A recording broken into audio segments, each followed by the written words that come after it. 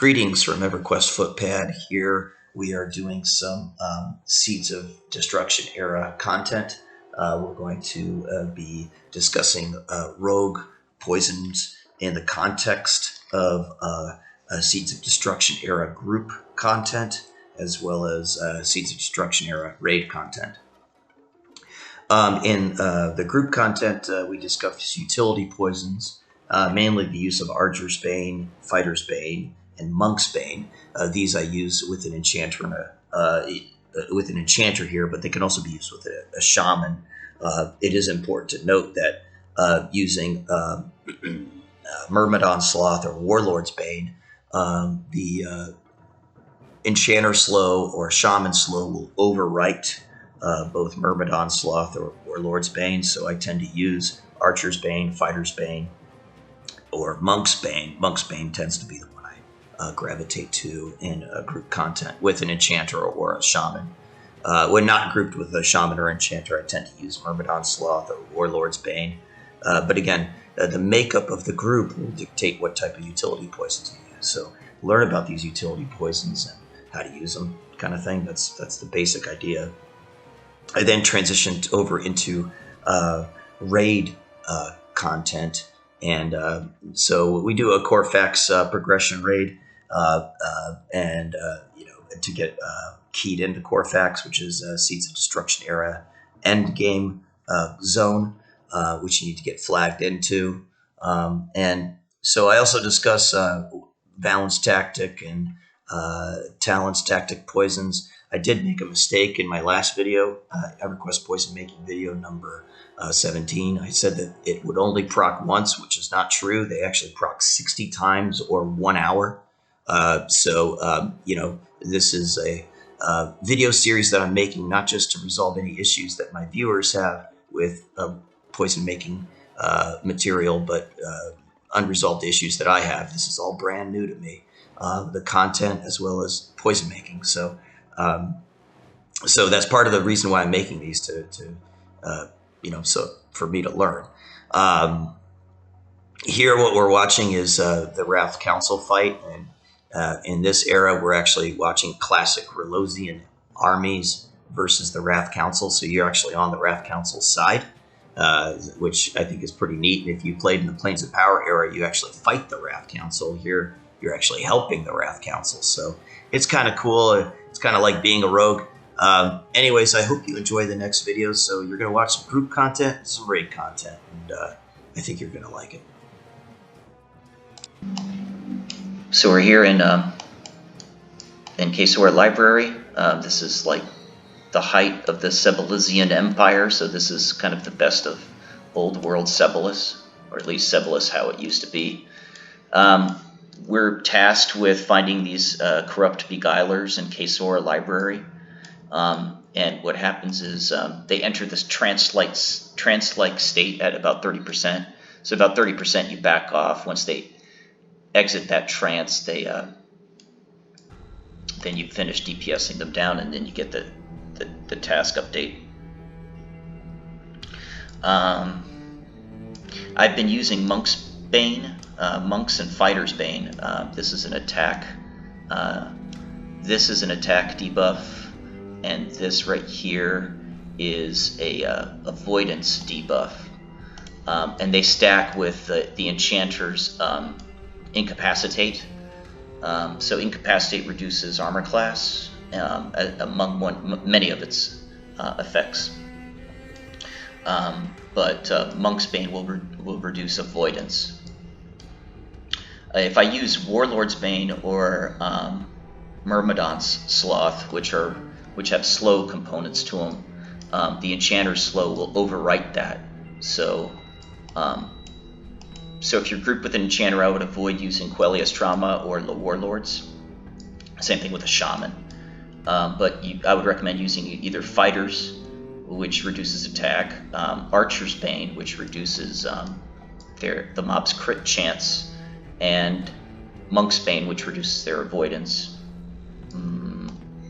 When you're in a group without crowd control, a slower, etc., then I would use either Warlord's Bane or Myrmidon Sloth. And I tend to use Warlord's Bane with Annulus when he's using his Epic 1.0, but eventually Annulus's Epic 1.0 will overwrite Warlord's Bane. So that's kind of like I use that as like a pre-slow or like a Beast Lord slow. Still has great utility. Let's see here. Quellius Trauma is a very, very powerful aggro reduction. I tend to use that on raids, and that's stackable with the aggro reduction you get from Consigned Bite of the Shizar. So these are this is a DPS poison which has an aggro reduction component, and this is a pure aggro reduction utility poison.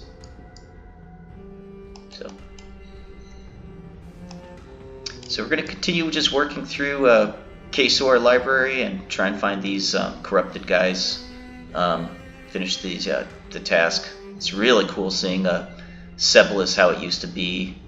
It's not a ruin. Everything's pristine. You know, so before the dragons destroyed everything. So pretty cool to see.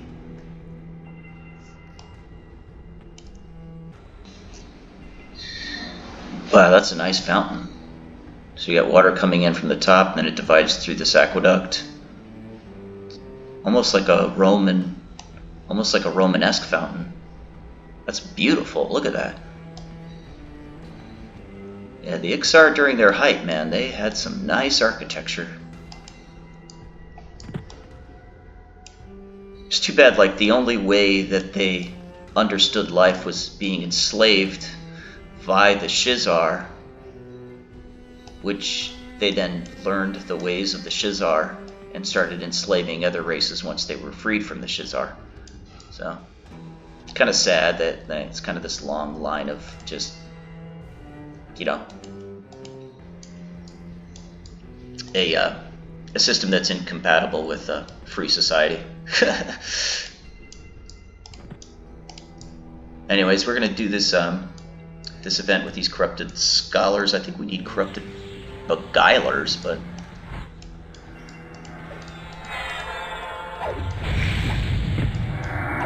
see, there you go.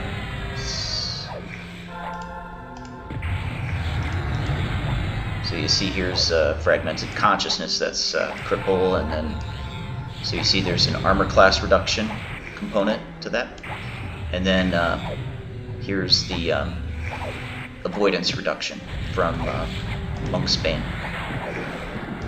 I can also reduce attack and reduce crit chance with Fighter's Bane and Archer's Bane. But if I use Warlord's Bane, that will be overwritten. So you got to be real careful with the types of poison you use depending on the constitution of your group. So just pay attention to that stuff. I think I'm going to have to reapply my DPS poison in a minute. So they need to maybe organize their books a little more properly. That kind of looks like it's all over the place. And here's the corrupted beguiler. Okay, I think that was my last Monk's Bane. I'm going to switch over to Archer's Bane. So just go until he's about 30%. Stop. Wait for the tick. I think we wait for the tick. Do we? I don't know. Let's just kill him. Yay. Alright, let's use Archer's Bane here.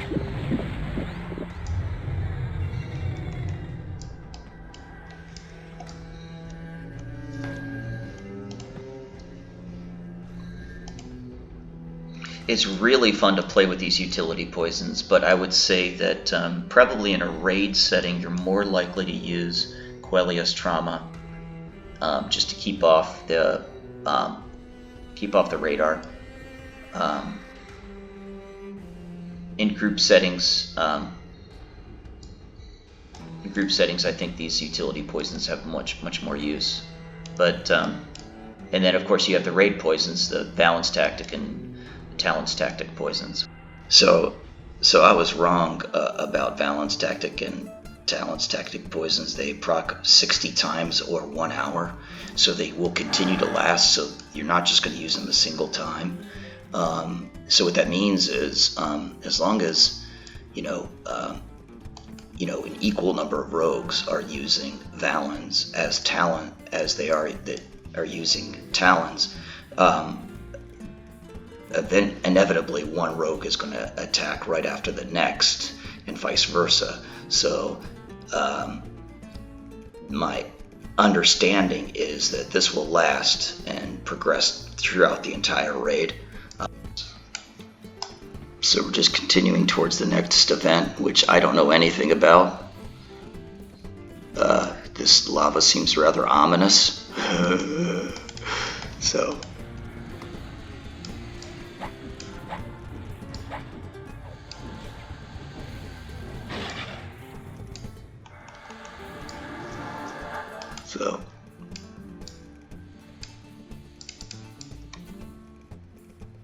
I wonder if you can go fishing here.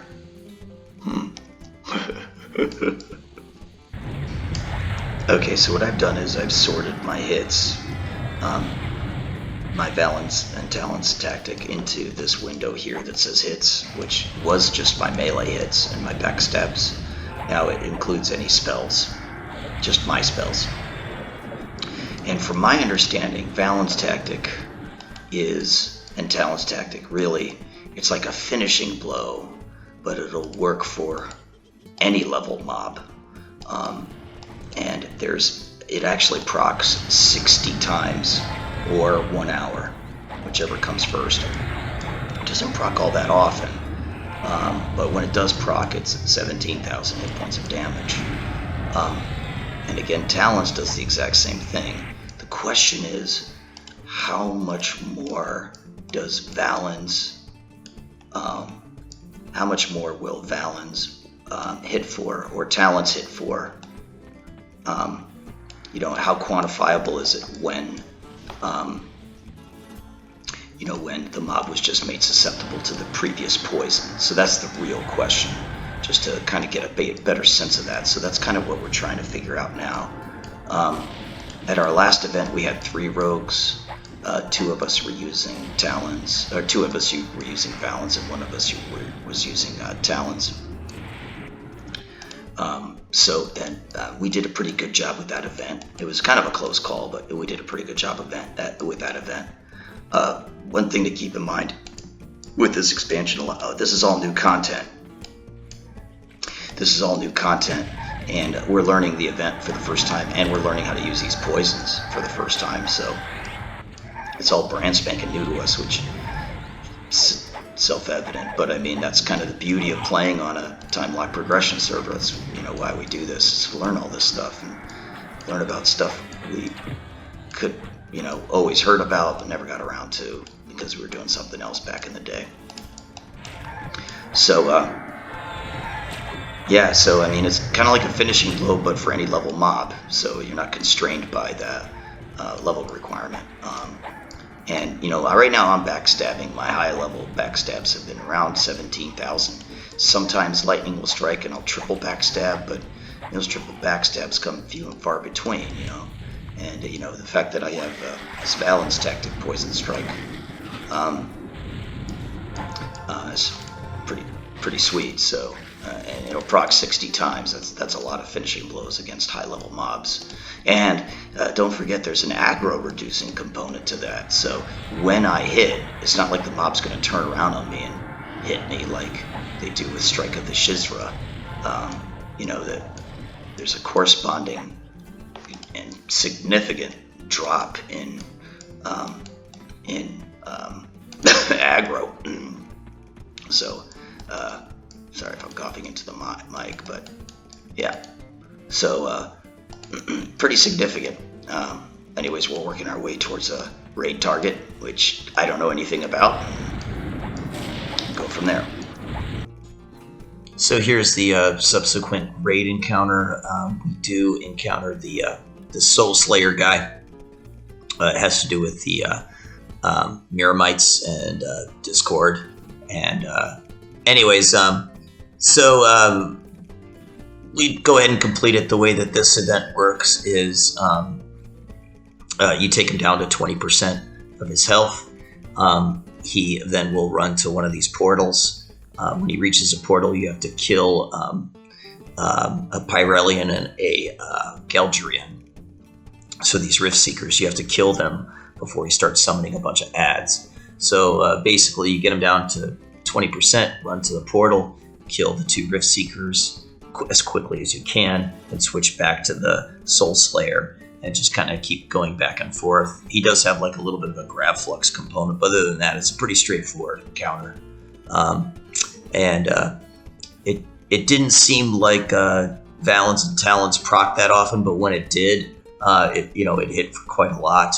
I did use Docent of Toxicity between one of those 20% fights when we were switching between, say, when he was at 80% health and 60% health. I did use Docent, and that did increase the amount that